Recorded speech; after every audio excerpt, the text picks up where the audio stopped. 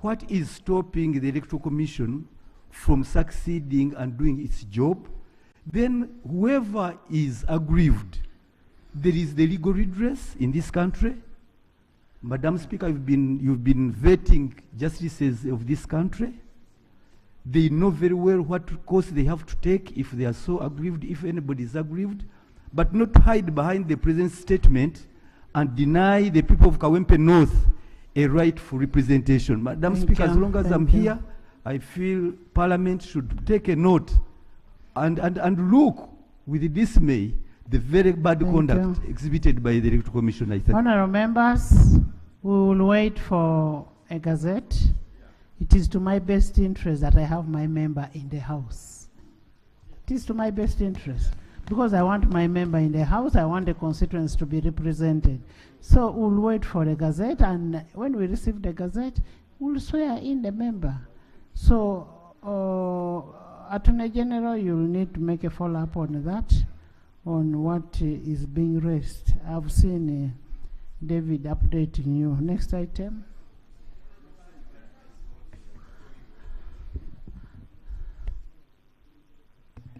Honourable Speaker, I think it would be a good thing that Honourable David Bahati clarifies something to this House. He said that the head of state released a statement, he will not add to it. This House does not operate based on rumors. What did the head of state say? Could maybe a statement be laid? Because he is represented here by the lead of government business. So if, because otherwise, as I think now, Honourable David Bahati might be a self-styled lead of government business. But if he was appointed to sit in for the lead of government business, can he then, on behalf of the lead of government business, lay that statement here, so that as Parliament we know, we were raising these issues here in Parliament. It's important that the country gets to know what was said, what action is being taken. Please don't refer us to social media, to I don't know where. We are here as colleagues. Please lay on table.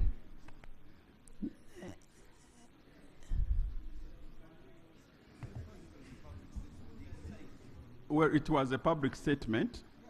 And Madam Speaker, I can in a few minutes print it out and lay. Yes. I will give you time and you bring it. Next item. Item 3 on the order paper. Laying of papers. 3.1. The Local Government Finance Commission Annual Report for the financial year 2023-2024. Honourable members, Ibrahim, I will give you. Let's first have this one. Honourable members, Section 24(1) of the Local Government Finance Commission Act 2003 requires the Commission to submit to Parliament at least once every year a report of its performance and the functions, making such recommendations as it considers it necessary and containing such information as Parliament may require. The report was brought over to Parliament by the chairperson. I now invite the commissioner, parliamentary commissioner, to lay it on table.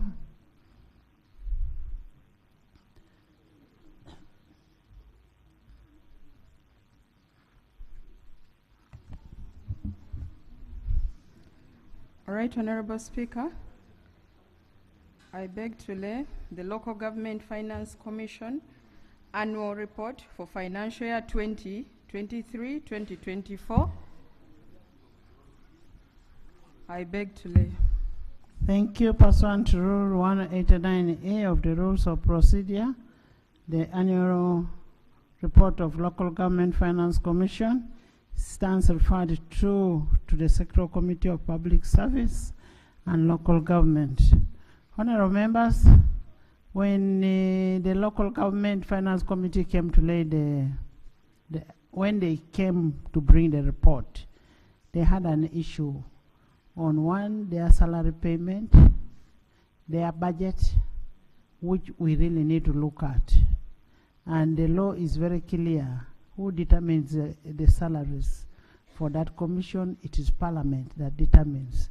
So we may need to look at that. Local government, Ethel, you may need to look at that.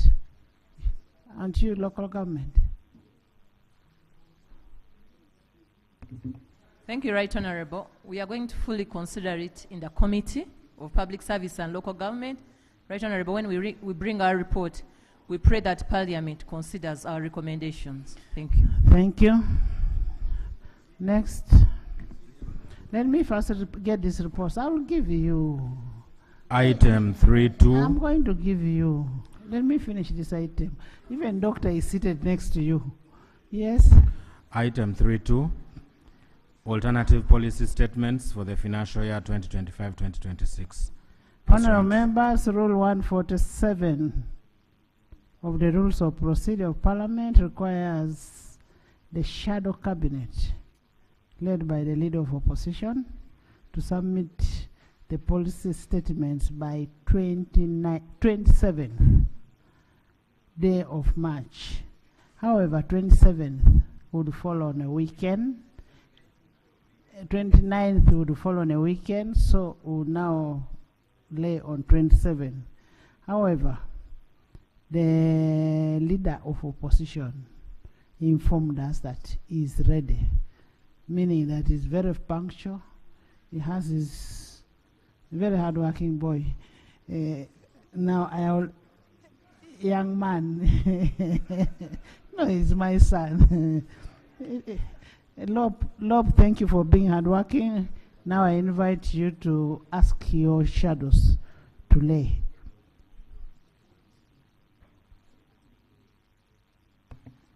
Thank you, Right Honourable Speaker. Right Honourable Speaker, as you have clearly stated, Rule 147 requires us, as the opposition, by 29th of every March, to lay alternative ministerial policy statements. You had set a deadline for us as 27th, but we said we are young, we are vibrant, we have got what it takes. We shall hit even that deadline. And we are here today ready, Right Honourable Speaker. So I'm not wrong to say my young man. And Right Honourable Speaker, Rule 146 requires that government ministers should lay ministerial policy statements by the 15th day of March of every year. As I speak, Right Honourable Speaker, up to now, there are some ministries that have not provided their ministerial policy statements. I don't know why. Committees are stuck.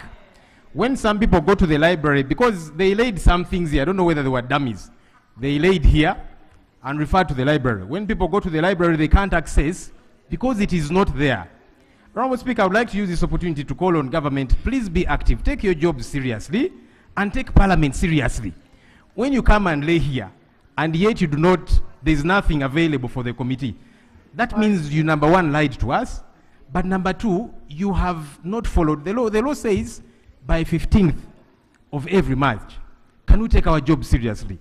The Prime Minister is not here, but now that she delegated the Honourable David Bahati, please, can you whip your members the same way we are doing this side? Let's be serious about our work. Thank you. Honourable members, I don't know which committees are those that did not get ministerial statements.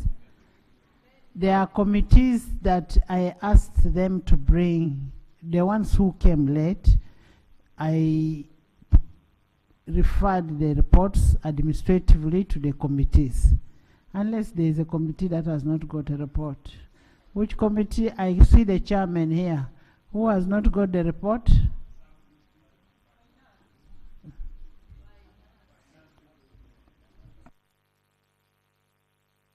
Finance late. Right Honourable Speaker,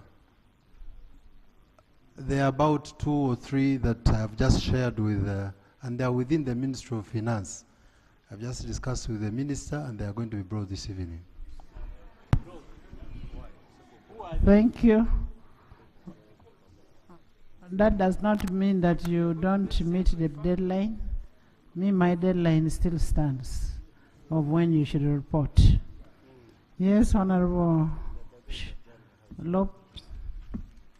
Shadows. Now that I'm glad they have conceded, because I saw some people looking at me as if I was making this up. So some are coming this evening. Let me reiterate, let's take our work seriously as Parliament. Honourable Speaker, now that you have called on us based on Rule 147, I would like to request colleagues, the different shadow ministers, to come and lay. our alternative ministerial policy statements. We have put in a lot of work in these alternative ministerial policy statements, done good research. There is exquisite proposals that we have therein.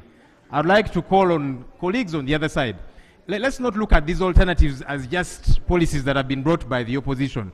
See the good therein and be able to adopt it, even though it is coming from the opposition. Let me now invite my colleagues, Right Honorable. Thank you. Can I guide this way? Can you lay all the statements, then I will put a question. I will refer them at once. Please. Honorable Peter, you have something? There's a statement which I think with the leader of opposition needs to, maybe you expand it, because I'm ready to prove him wrong. If you permit, I'm ready to lay the second ministerial policy statement on the floor. I have asked them again to bring. Because he's saying that we laid dummies. How do you say government lays dummies? Honorable Speaker, allow me to call my honorable colleague to order. I actually thought he would lie low like an envelope. A committee chairperson who belongs... He had Honorable Lob. Right, Honorable, please do allow me, so that he does not mislead the House. He had left the floor. A colleague from the NRM has told that he's waiting for ministerial policy statements this evening. The deadline was 15th. You should actually have come to apologize, not to complain that I'm saying you people didn't do your job. Honorable, because your colleague has conceded. What is the matter? Honorable members, one thing I'm sure of, the policy statements were laid on table. The ministerial policy statements were laid on table. Those that were missing, like Ubura and which other? NPA. One of Ubos are going to be laid today. Let's have the statements. Honorable Gwang, Namuga is not around.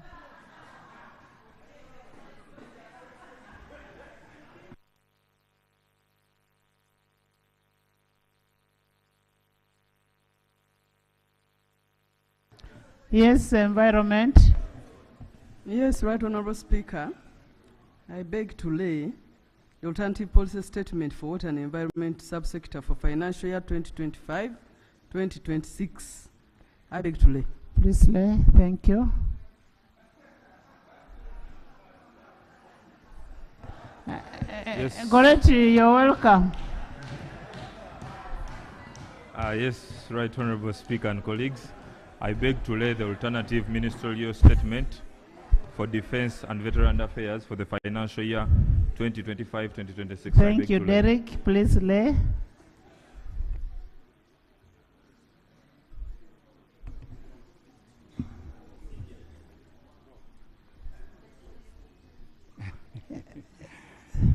Madam Speaker, I beg to lay the alternative policy statement for the Minister of Finance, Planning and Economic Development. Please lay. Thank you, Ibra.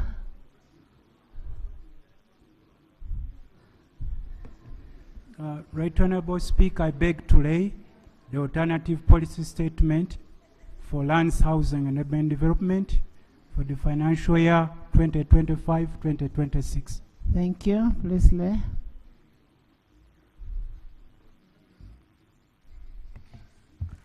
Right Honorable Speaker, I beg to lay the alternative statement for the policy of the Ministry of Education and Sports. Thank you. I beg to lay. Solo, thank you. Please lay. Right Honorable Speaker, I beg to lay the alternative policy statement for works and transport sector. I beg to lay. Thank you. Francis, please lay. Right Honorable Speaker, in accordance with the rules of this House, I beg to lay the alternative policy statement for the health sector for the financial year 2025-2026. Thank you, Doctor. Please lay. I thank you, Right Honorable Speaker. Right Honorable Speaker, I beg to lay the alternative policy statement for the Ministry of Energy and Mineral Development, year 2025-2026. I beg to lay. Right Thank you, Evans. Thank you. Ethel. Right Honorable Speaker, I beg to lay the alternative policy statement for the Ministry of Local Government for the financial year 2025-2026. I beg to Thank lay. you, please lay. Energy. Agriculture. Yes. Thank you very much, Right Honorable Speaker. As the Shadow Minister for Agriculture, I beg to lay the alternative policy statement for financial year 2025-2026 for the Ministry of Agriculture, Animal Industry and Fisheries. I beg to lay. Thank you, Asinansi. Thank you.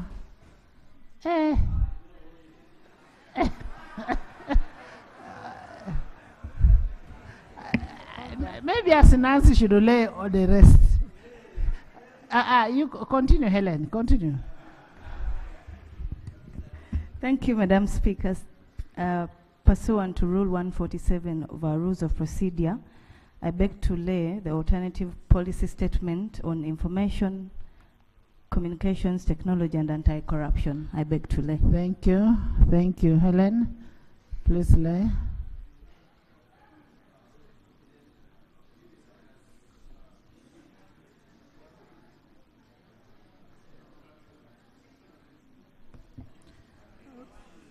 Right Honorable Speaker, I beg to lay the alternative ministerial policy statement for trade, industry, cooperatives, and microfinance affairs sector for financial year 25-2026. Thank you. Please lay. Please lay. Right Honorable Speaker. Honorable members. Okay, go ahead. Right Honorable Speaker, on behalf of the Shadow Ministers, I beg to lay the alternative statement on the gender, labor, and social development sector. Thank you. Please lay. On behalf of the Shadow Minister for Tourism, Wildlife and Antiquities, Honorable Karim Masaba, I beg to lay the policy statement for tourism, wildlife, antiquities sector. I beg to lay. Thank you. On behalf of the Shadow Minister for Science, Technology and Innovation, Office of the President, I beg to lay. That's the ministry. I beg to lay. Please lay. Thank you. On behalf of the Shadow Minister for Kampala Capital City Authority, and the Ministry of Kampala Capital City Authority and Metropolitan Affairs, I beg to lay the policy statement. Thank you. This is an alternative, but a big one, and it will be the main one. Right Honorable Speaker, on behalf of the Ministry, on behalf of the Shadow Minister for the Ministry of Presidential Affairs, Honorable Francis Zake, I beg to lay the policy statement of the above sector. Thank you. Thank you. Honorable members, in furtherance to Honorable Derek Speaker. has. Yes, Honorable Speaker, on behalf of the Foreign Affairs Minister, Shadow Minister, Honorable Mwada Nkonyeji, I beg to lay the policy alternative statement for Foreign Affairs 2025-2026. Thank you, Derek.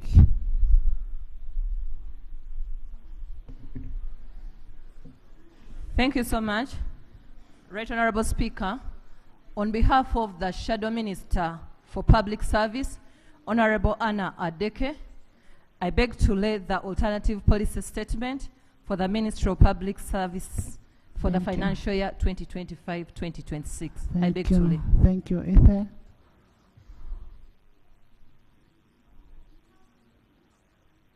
Thank you once again, Madam Speaker. On behalf of the Honorable Lucy Akelo, I beg to lay the alternative policy statement for the East African community.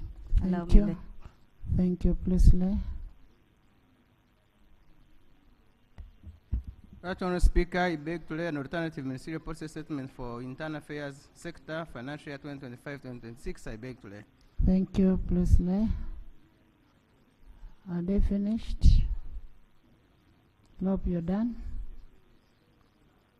Honourable members, in furtherance to Rule 149(1) of the Rules of Procedure, the alternative ministerial statements are accordingly referred to respective sectoral committees.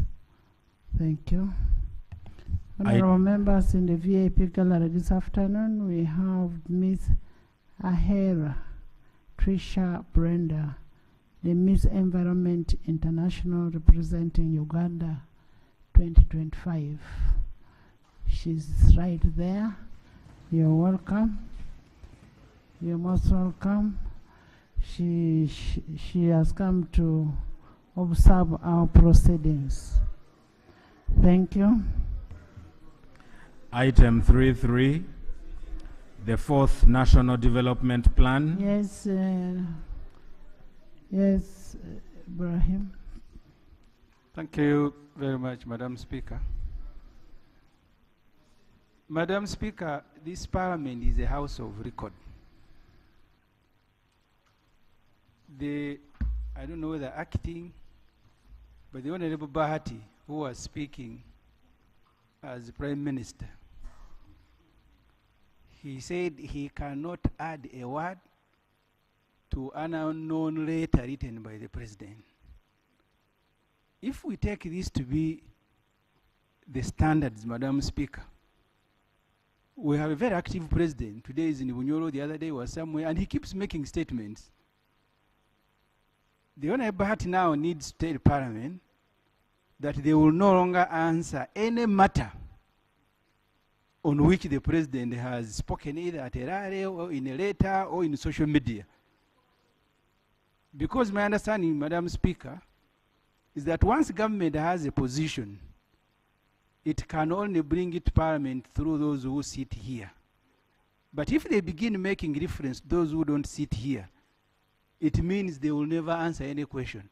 The President has spoken about everything. So the procedural issue I'm raising is whether now this is the new standard that you, Madam Speaker, has accepted.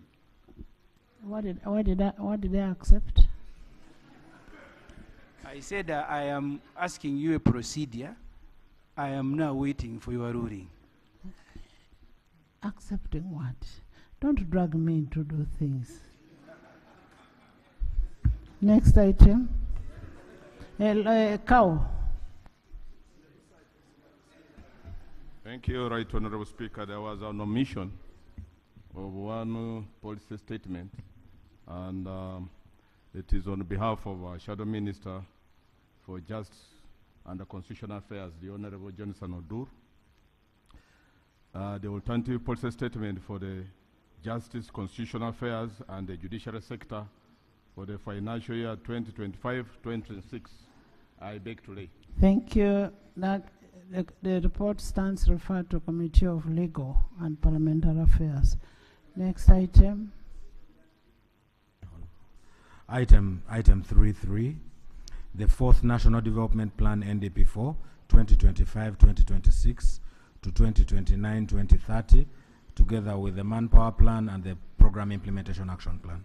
Honourable members, you recall that in the last sitting of the House, I guided the Minister of Finance, Planning and Economic Development to table an approved copy of the National Development Plan 4 to inform the various decisions, including the ongoing budget process.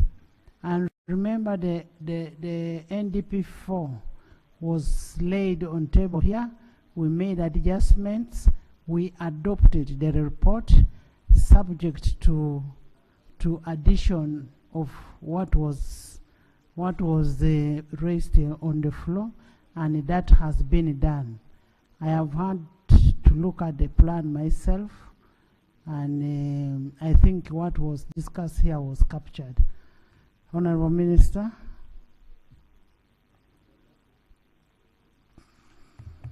Thank you so much, Right Honourable Speaker. In accordance with what you have just said, we incorporated the issues as were discussed here, and what I'm laying today is the final document incorporating the responses to all those issues. I therefore beg to lay the final fourth National Development Plan, NDP4, financial year 2025/26, financial year 2029/30. I beg to lay. Please lay. Now, Thank you. Right Honourable Speaker, the implementation of the plan is facilitated by the implementation plan, which we call here the Program Implementation Action Plan, and the results and reporting framework for the plan. And this will be very useful in assessing the consistency of the plan with the budget, because it contains all the actions. So I beg to lay on table the PIAP, the Program Implementation Action Plan for the NDP4. Thank you. Right Honourable Speaker, allow me also to lay on table the NDP4 Human Resource Development Plan for the same period. I beg to lay. Thank you. Honourable members, the NDP4 will be deposited in the parliamentary library. I will instruct the clerk to cause its circulation to all members for its reference. In addition, I want to urge all the committees to ensure that the ministerial policy statements currently under consideration inform to the NDP4 that has just been laid. So there shouldn't be an excuse that we cannot start working because we don't have NDP4. Next. Item 4 on the order paper. I'm going to give you after this one. Item 4 on the order paper. Yeah. Motion for a resolution of Parliament to authorize government to borrow up to United States dollars 100 million from the Arab Bank for Economic Development in Africa, BADEA, private window, United States dollars 50 million from the Arab Bank for Economic Development in Africa, BADEA, public window, and United States dollars 25 million from the OPEC Fund for International Development, OFID, to capitalize Uganda Development Bank, UDB. Honorable members, as you may recall, on Wednesday, 5th February 2025, the Minister of Finance, Planning and Economic Development tabled a proposal to authorize government to borrow USD 100 million from the Arab Bank for Economic Development in Africa, that is BADEA, private window, USD 50 million from the Arab Bank for Economic Development in Africa, BADEA, public window, USD 25 million from OPEC Fund for International Development to capitalize UDB.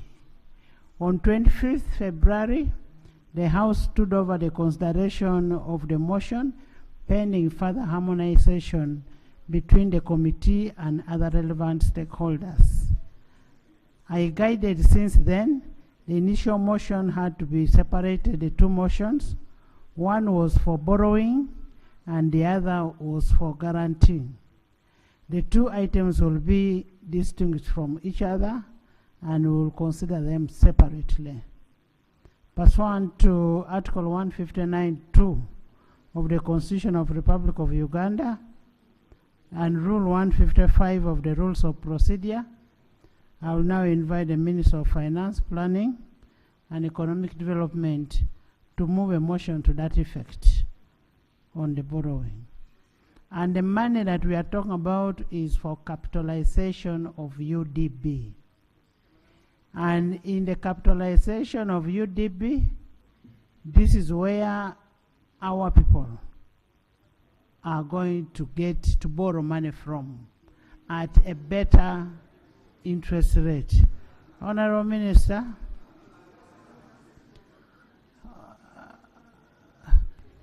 Madam Speaker, the Minister of Finance has read documents and taken them away. He read National Development Plan 4, He has just taken it away. Now, before we allow him to... Can I have my documents back? He has just taken them away. Honorable, please, can we have our documents back? Can we have our documents back? If you want, can we have the documents? Bring them here.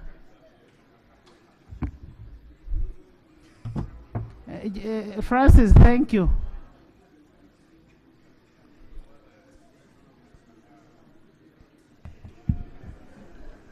Madam Speaker and colleagues, I beg to move a motion. Where are the shadow reports? Look.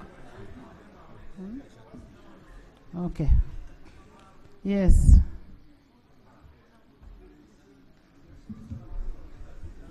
Madam Speaker, I beg to move a motion for a resolution of Parliament to authorize government to borrow up to $100 million from the Arab Bank for Economic Development in Africa, Badea, private window, $50 million from the Arab Bank for Economic Development in Africa, Badea, public window, and $25 million from the OPEC Fund for International Development to capitalize Uganda Development Bank Limited. I beg to move. Seconded. Seconded by Honorable Bahati, Mamawi James, Faith, Honorable Gwang, Honorable Lokeris, Honorable Uda, Honorable Solomon, Foyo Chan, Ibanda, Alanyo, Okumu, Aru, Susan Amero, by elders, by Angura, Okot, David, Abudu, Finance, Mbarara, Margaret, by the majority on this side. Can you speak to tell us if you made harmonization and why you're borrowing? Thank you, Right Honorable Speaker. Right Honorable Speaker.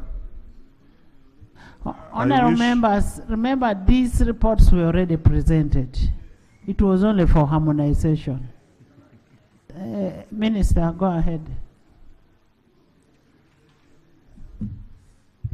Madam Speaker, as you have just stated, this motion is not being moved for the first time. I moved a consolidated motion which included a request to authorize the government to borrow up to the figures I have just stated, and also a motion. In the same motion, I requested the government to guarantee UDB an amount of $100 million. In the debate, two issues arose. Why do we put together a guarantee and a borrowing at the same time? And in the wisdom of the House, they asked us to go back and separate the two motions. Point two is that the lender, which is Badea, had not approved the 150 million borrowing. Now I wish to inform the House that the board of Badea sat on March 6th and approved the borrowing of 150 million, which evidence I have presented to the committee, Madam Speaker. Thank you, Honorable Minister. Yes. Thank you, You're Madam free. Speaker. I think among some of the issues which were raised, where the minister was supposed to report back with to give answer to this House was Equity. equity, the list of people who benefit from this, who have benefited. I think that is one of the issues you raised.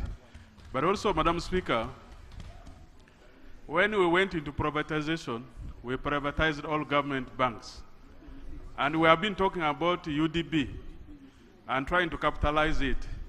But this seemed to be only one central bank centralized in Kampala, which is where the money is accessed by very few people.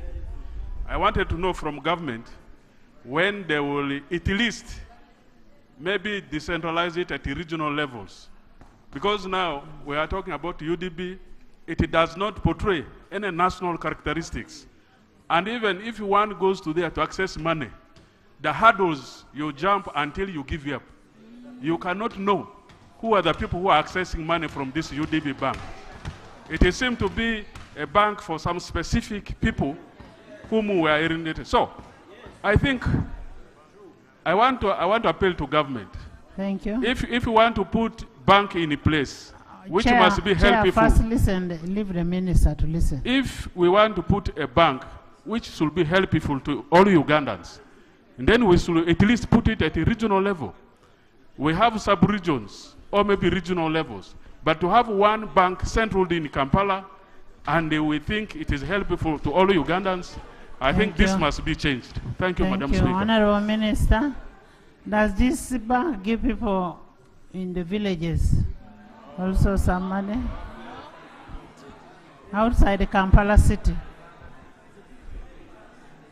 Madam Speaker, first, all the information the honorable colleague wants us to provide is available in our records. However, this is the bank that deals with the private sector, and there is a client relationship which the bank has with its borrowers. And one of the conditions is that the bank shall keep the bank shall confidentially keep the information of its clients. Madam Speaker, this debate, this question is not new.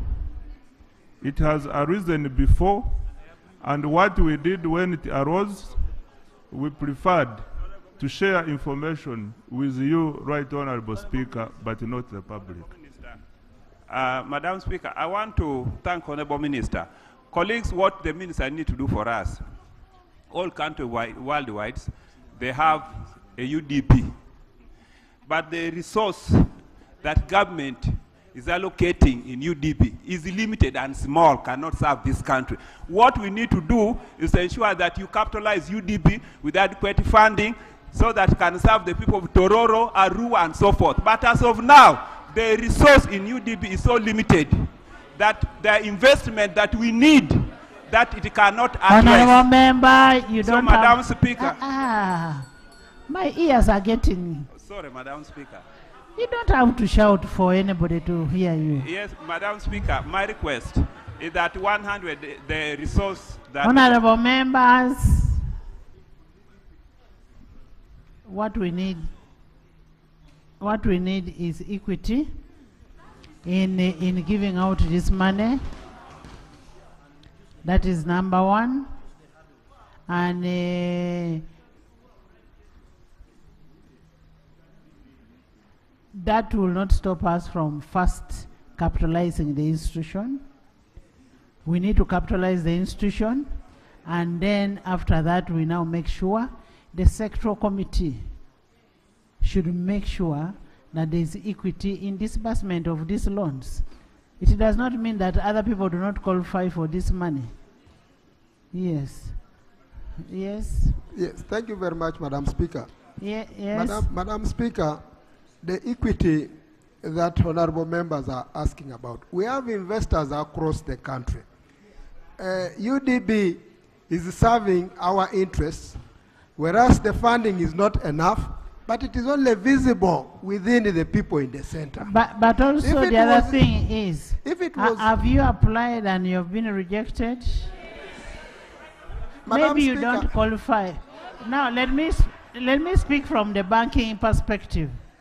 For you, you must be credible enough. You must be credible for you to be able to qualify for a loan. Yes. Madam Speaker, investment has been spreading across the country. We have potential investors, myself in Tororo and Honorable Kanya, we have people who want to access this funding. But because it is not well saturated in terms of information and otherwise, our people remain hanging around microfinance, Myoga and those. Let's request this bank to open forth in the regional headquarters or create branches, spread them, and our people will go there. I want to assure you, they will be eligible and they will benefit from these resources. I thank you very much. Honourable members, when you talk about that, increase the money so that the money is distributed, so that we have a better outreach. Madam Speaker, first of all, I entirely want to concur with you, and I want to request honorable colleagues here that we need to increase the money for UDB. Why do I say this? As of yesterday, I was in Hoima City checking on the progress of our stadium, and one of the requests from the business community, from the Hoima City in terms of hotels, they asked us government to help them get the cheap loans from UDB. So friends, I entirely want to ask us that, can we support this loan for purpose of helping our people benefit from financing their bankable projects for purpose of supporting the economy? I thank you so much. Esther, you mean you want to debate on what is obvious? Thank you, Right Honorable Speaker. Thank you, Right Honorable Speaker. I want to stand here and confirm to you that in one of our oversight visits as members of Parliament, I happened to attend one of the functions that UDB was undertaking after giving money to a company, a seed company called Totco in Lira, that is Lango sub-region. This company had been in operation for a long time, but needed a major funding source to uplift their services because they're a very big grain company. It is at that point that I realized that UDB is actually doing a great job for those who are playing at the levels that they are supporting. I also know that not all areas may have benefited from UDB because of the qualifications that are required. But I want to support UDB because I know that this time round when they get this money, they will make the Totcos of this country more financially stable and empower most of other seed companies in northern Uganda. Thank you. Right Honorable. Honourable members, in the public gallery this afternoon, we have teachers and students of Trust High School. That is from Chadondo, County East, Wakiso. They are represented by Honourable Muwada Nkuninji and Honourable Ethel. Ethel,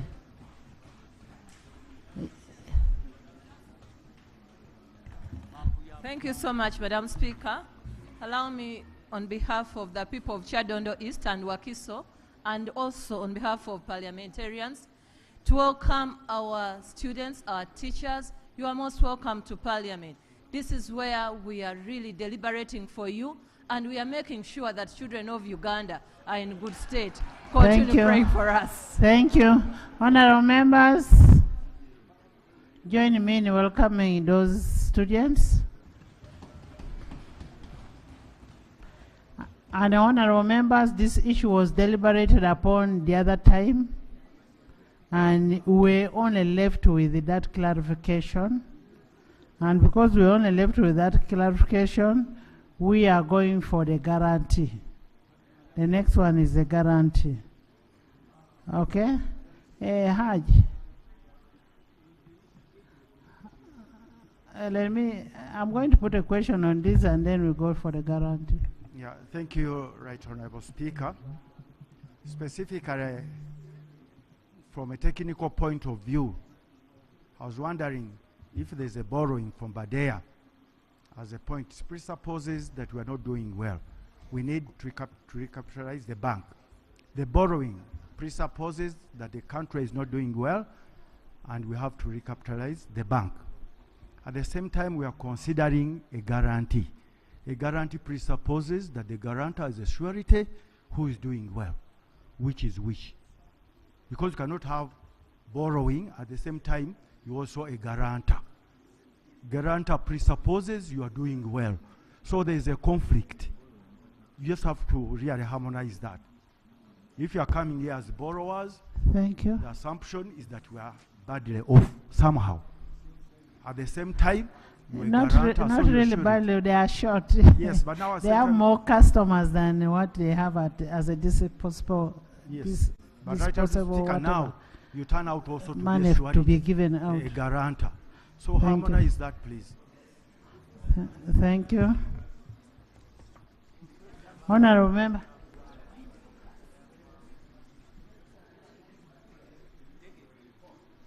No, the report was read here. Yeah, Madam Speaker, the Minister has said the documents and information that Parliament asked for which we laid this loan, that he has supplied it to the committee. I thought, Madam, you allow the committee, even if they just confirm that they received the information. Chair, have you got the report?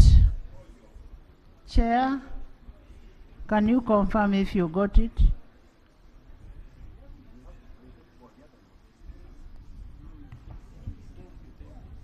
Thank you, Right Honorable Speaker. Right Honorable Speaker, with me here is a loan agreement from Badea for $100 million. I beg to lay. Thank you. Honorable members, I put a question that the motion for resolution of Parliament to authorize government to borrow up to USD 100 million from the Arab Bank for Economic Development in Africa, Badea. Private window, USD 50 million from Arab Bank for Economic Development in Africa, Badea. Public window, USD 25 from OPEC Fund for International Development to capitalize Uganda Development Bank, UDB, be approved by this House. Those in favor say on the contrary, nay. The ayes have it. Item 5 on the order paper. Motion for a resolution of Parliament to authorize government to guarantee Uganda Development Bank Limited to directly borrow up to United States dollars 40 million from the Islamic Development Bank IDB, United States dollars 30 million from the Islamic Corporation for Development of the Private Sector ICD, and United States dollars 30 million from the International Islamic Trade Finance Corporation ITFC. Honorable members, as I guided earlier on, this motion was initially part of the previous one, but we had to distinguish them between the borrowing and then the guarantee. And that's where they have inherent uniqueness. And pursuant to Article 159(2) of the Constitution of the Republic of Uganda and Rule 155 of Rules of Procedure, I will invite the Minister of Finance to move a motion, after which we will receive a report from the committee for the proposal. Madam Speaker, in line with Article 159 of the Constitution of the Republic of Uganda and Section 34 of the Public Finance Management Act 2015 and Rule 56 and 155 of Parliamentary Rules of Procedure, I beg to move a motion for a resolution of Parliament to approve the proposal for government to guarantee Uganda Development Bank Limited to borrow up to $40 million from the Islamic Development Bank, $30 million from the Islamic Cooperation for Development of the Private Sector, and $30 million from the International Islamic Trade Finance Corporation. I beg to move, Right Honorable Seconded. Seconded by Honorable Gwang, Honorable Lokeris, Uda, Gabriel Okwalinga, Alayo, Esther, Ibanda, Nekesa, Mutembule, Aru, Emmanuel, Songa, Lilian, Gogonyo, Palisa, Max, Noah, Annette, Margaret, Faith, John Faith, Mama James, Faith again, Wilson, Ibanda, Kabong, David, Goli. Yes, speak to it. Abim, would you speak to your motion? Honourable members, the guarantee that they did not have any problem. We are guaranteeing the UDB to have that money, and they will be paying the money themselves. Yes. Madam Speaker, I moved this motion some time back and it had no problem. Only to confirm that these loans guaranteed by government will not directly impact on the government debt. They will only do so if UDB fails to repay the loans. And the amount that UDB will not have paid is what will become a liability to government. Madam Speaker, since there is nothing I'm changing, I want to beg that the House considers this motion.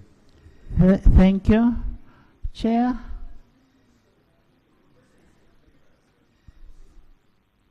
Chair.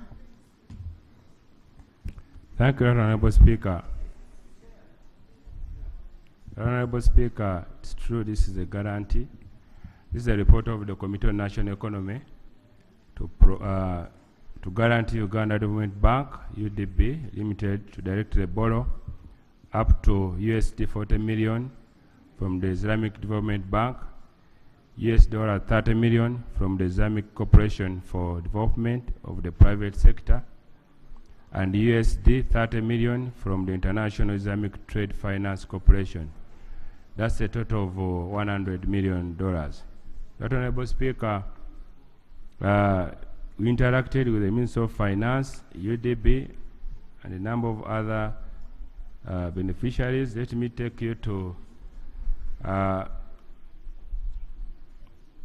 Honorable Speaker, by the end of November 2024, UDB capitalization stood at 1.5 trillion, composed of 1.2 trillion as government contribution and retained earnings of 211 billion.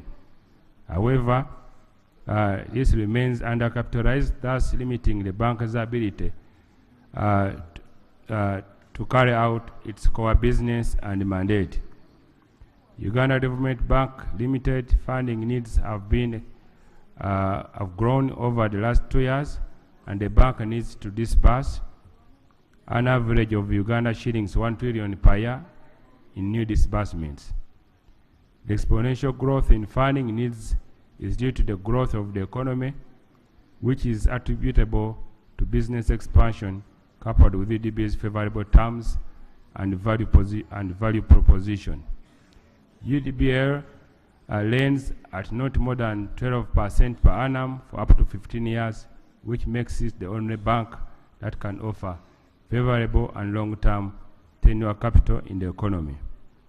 Right Honorable Speaker, according to UDB annual report 2023, as of December 2023, its total assets stood at 1.67 trillion with a gross loan portfolio of 1.58 trillion. The cumulative loan portfolio of the bank is 2.5 trillion over a period of 7 years from 2017 to 2023. 70% of the bank's financing is directed towards agriculture and industry, leading to creation of 51,841 jobs maintained in 2023. Right Honorable Speaker, as per performance of previous lines of credit, to date, UDBL has secured 15 lines of credit with a value of $158.5 million from 8 multilateral development partners. 92% of the lines of credit have been disbursed to various projects.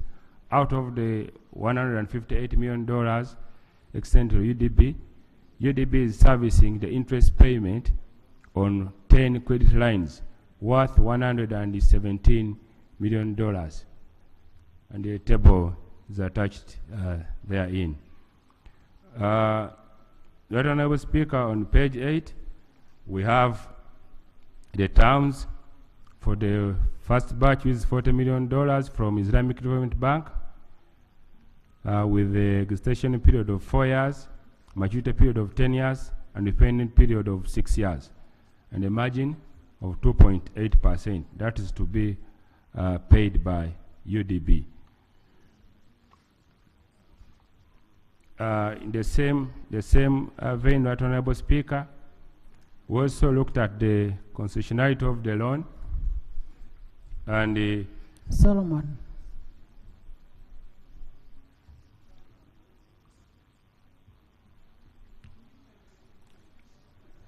Right Honorable Speaker. Oweshitiwa, where are you going?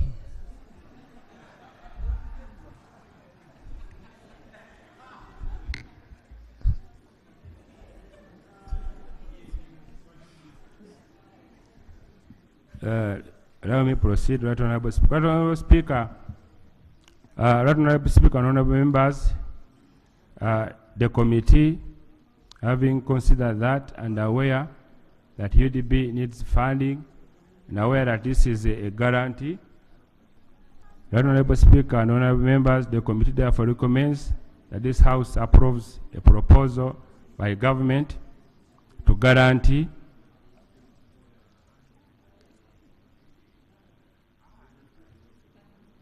$40 million from the Islamic Development Bank, $30 million from the Islamic Corporation for Development of the Private Sector, and $30 million from the International Islamic Trade Finance.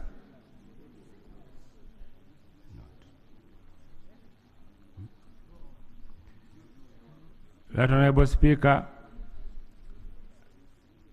for a record, let me repeat this. The committee recommends guaranteeing for Uganda Development Bank Limited to directly borrow up to $40 million from the Islamic Development Bank, $30 million from the Islamic Corporation for Development of the Private Sector, and $30 million from the National Development Bank. Right Honorable Speaker, I beg to move.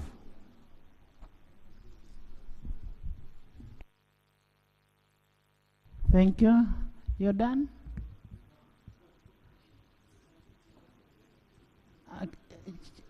Chair, you're finished? Madam Speaker, the chair is done. Thank you. Honorable members, you've heard the submission of the chair. And the chair's issue is basically on guaranteeing the loan. Yes, Doctor? Dr. Pear. Thank you very much, Right Honorable Speaker. I do support the idea of government guaranteeing loans because there is logic behind it, that it's going to work as a business model and UDB is expected to pay back that money.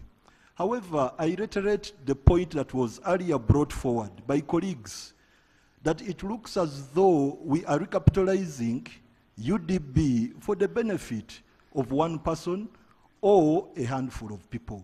I've been in this house. I've seen companies that should have gotten money from UDB, like Rocco. I've seen Atiak. I've seen another one coming for money from our budget. So I do not know who exactly is getting money from UDB, and I do not know whether the extent to which we've recapitalized it this time will enable the minister to not contaminate the budget, the upcoming budget, with requests of individual companies that should actually access money through UDB but prefer coming and getting it directly from the budget. Let's not smuggle in other issues. We are seeking for authorization to borrow. We are not discussing issues of Rocco, of Atiak, of who. It is authorization to guarantee money for a financial institution. Yes, Dr. Pear. Dr. Pear, not Thank you. Thank you so much, Right Honorable Speaker. And I would like to thank the Chair and the Minister for this submission. I support the guaranteeing and capitalizing UDB as one of those banks that should be positioned to help us in the socio-economic transformation of the country. However, as a guarantor and a taxpayer, I did not hear the report coming out very clearly on what interests are these loans and how does that then translate into the cost of borrowing in this country. Because as we go and borrow as much as we can, it's a good thing to borrow to capitalize. But at what cost, and what would be the cost of that loan to the final person? I thank you very much. Thank you, Honorable Chair. Right Honorable Speaker, I did highlight the interest rate, and also for purposes of record, we indicated that in the earlier report this doesn't have an effect on our debt because it is a guarantee which has to be paid by UDB. I also highlighted the different lines of credit. For example, Islamic Development Bank, the margin is 2.8% per annum, and the repayment period is 6 years, with a gestation period of 4 years. Maturity period is 10 years. So that is the interest rate, 2.8% per annum.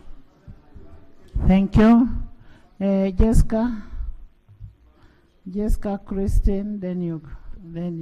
Thank you so much, Right Honorable Speaker, for the opportunity. I support the request for government to stand in as a grantor and to capitalize UDB.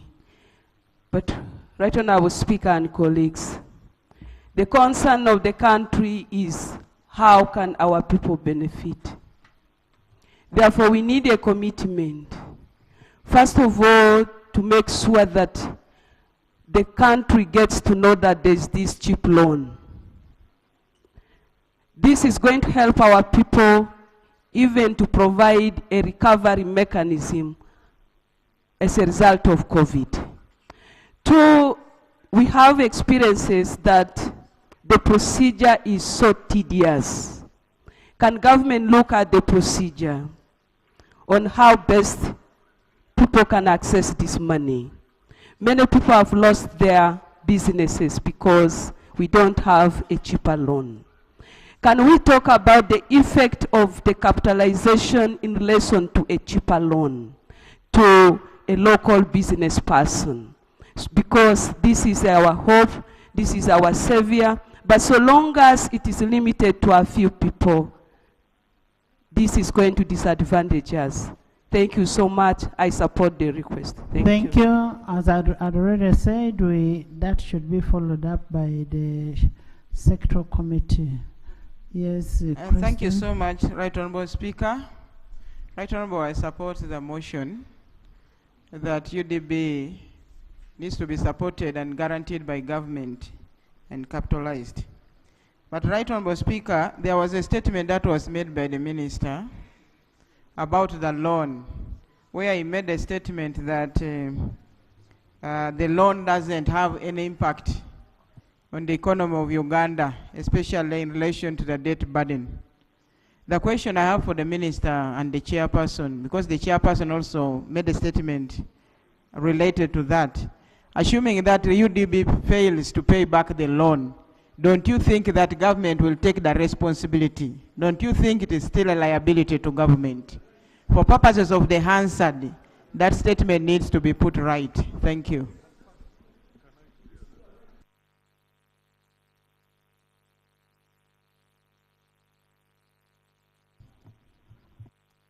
Thank you.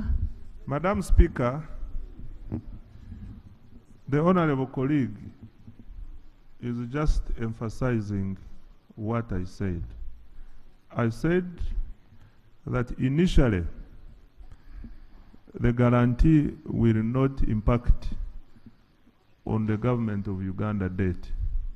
But should the bank fail to pay the guarantee, then the government will take the responsibility for the debt. This is what I said. Naomi. Thank you, Madam Speaker. May I find out from the Honorable Minister? Are you Naomi? May I find out from the Honorable Minister as to how risky is the possible default is? On a scale of low to high, is it low, moderate, or high? The risk of default. Is it the MD of UDB? No, I thought. No.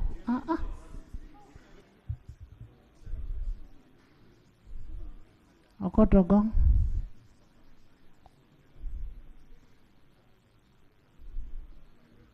Madam Speaker, I want to support this motion, the request of government to guarantee UDB resources to finance many projects in this country.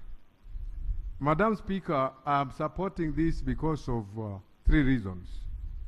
One, the management of UDB is working very well. They're performing. When you read their reports, the rate of default is less than 5%. And any bank that works within that rate, it means it is performing very well. And we need to applaud UDB for what they're doing. Secondly, I'm supporting it because we have generated a number of jobs through UDB. Right now, they are financing over 500 projects. And these projects are generating jobs. I'm very sure about this. Over 50,000 job opportunities have already been created.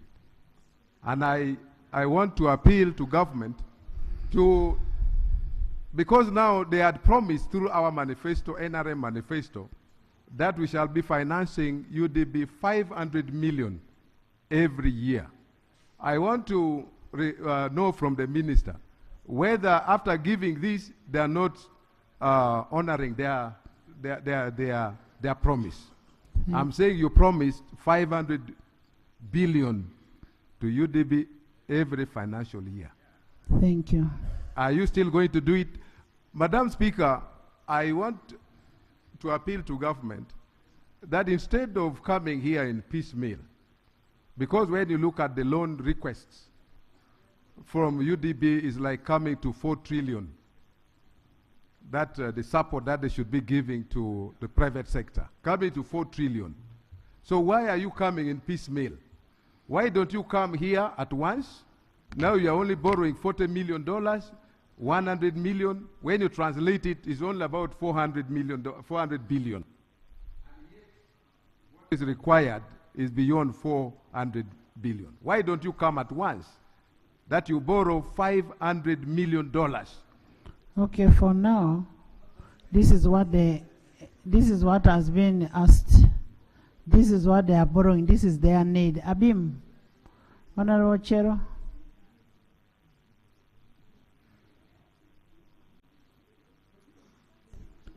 Madam Speaker, thank you for giving me this opportunity. I've risen up, Madam Speaker, to support the motion that UDB be guaranteed to acquire this loan for only 2 major reasons. The first one is that whether we guarantee this loan and they get or not, Ugandans are borrowing money. And money in the market there is very expensive. With my little work as a lawyer in the courts, people are losing property day in, day out. As we sit here every minute, a Ugandan is losing property, including villagers who borrow from VSLA. They are committing suicide. People are dying because of interest rate. Comrade, I want to beg this country, ladies and gentlemen, that if I would have even guaranteed this money yesterday, would be in a hurry to guarantee this money, let UDB get the money. Then we follow the money there. What we must now do, let's mobilize our people to say, comrade, there's cheap money available in Kampala. For me, after this, I'm guaranteeing the money. Madam Speaker and members, I kindly request all of us, let's guarantee this money, let them get the money. From now on, I'm going to mobilize my people. That money is in Kampala, and UDB very cheap money. I want to thank you. Thank you, thank you.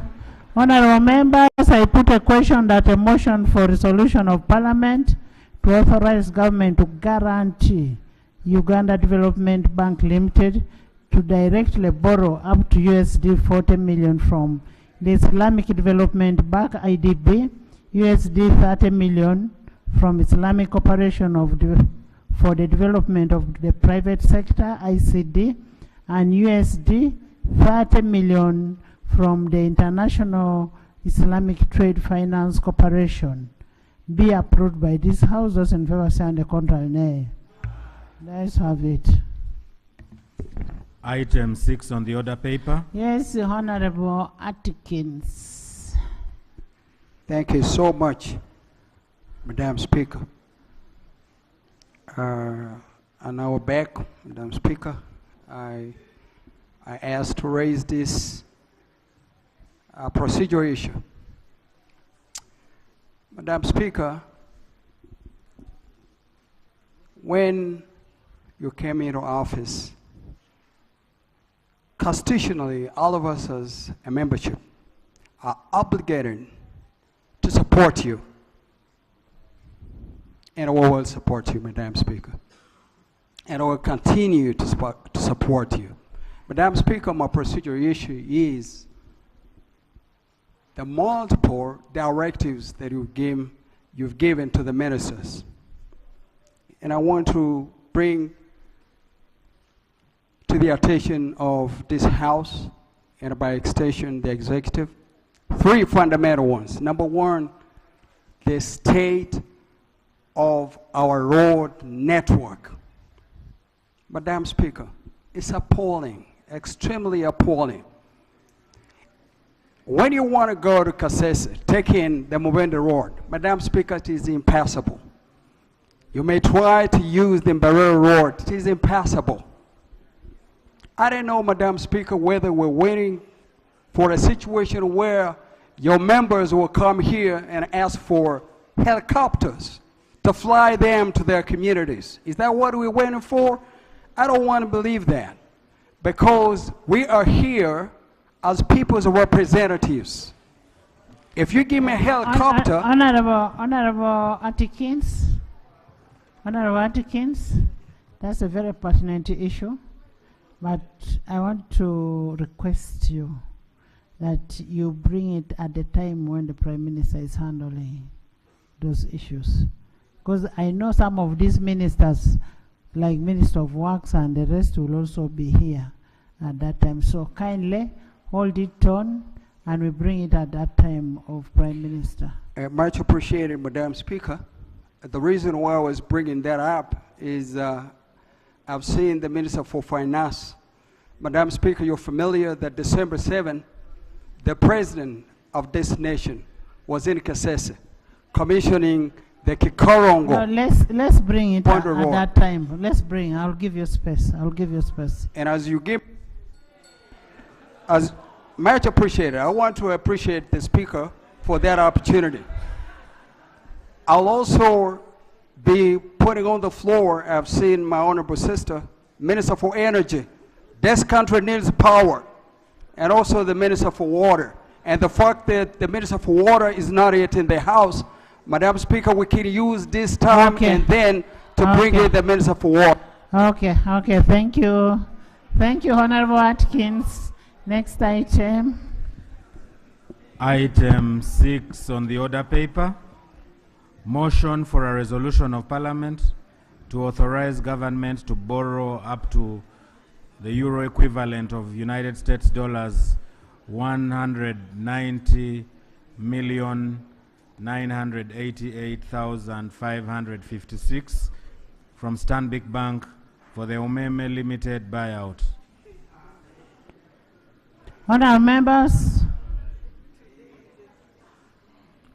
members, you recall that on 18th February 2025, the Minister of Finance, Planning and Economic Development tabled a proposal to borrow up to euros equivalent to US 190,988,556 from Stanbic Bank for the Umeme Limited buyout.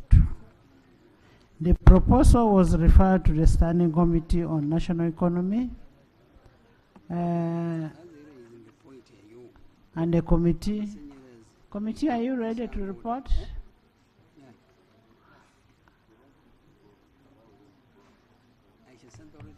Thank you very much, Right Honourable Speaker.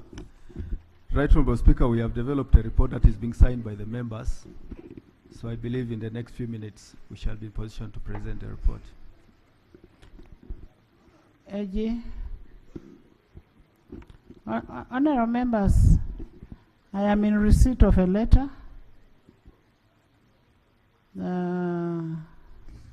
from the Minister of Finance, which I will ask the Minister to read at an ample time. But let me first hear from the AG. Thank you very much, Right Honourable Speaker. Right Honourable Speaker and Honourable colleagues, as the Speaker has stated, this matter came to the House on 18th February 2025, and the Ministry of Finance and Government appeared before the committee on 25th February 2025. Colleagues, this matter of the Umeme buyout has been with us for a long time. It's a very urgent matter, and the deadline on which we are supposed to present this, to make this payment, ends on 31st. If we don't, there will be penalties and costs. Right Honourable Speaker and members, I request that we suspend the operation of Rule 155.3 in accordance with Rule 16 of the Rules of Procedure, so the Committee of the Whole House considers this request. I beg to... Thank you. Right Honourable Speaker, I wanted to report to you that the report of the Committee on National Economy is now ready.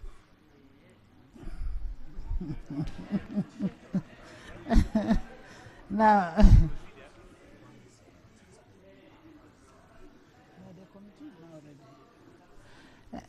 now that the committee is ready, can the Minister move a motion?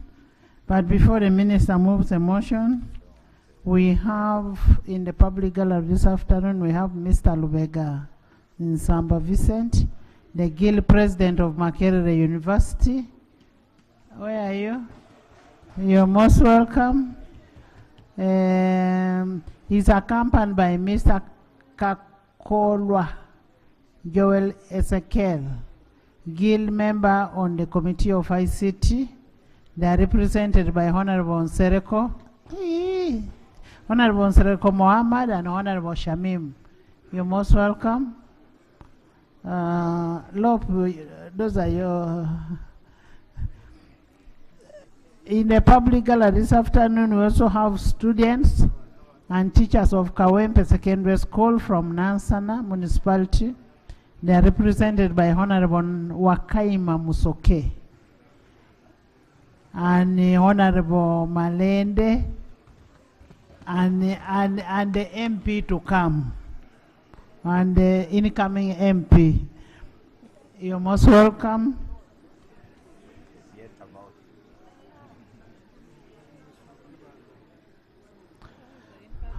Honorable Minister.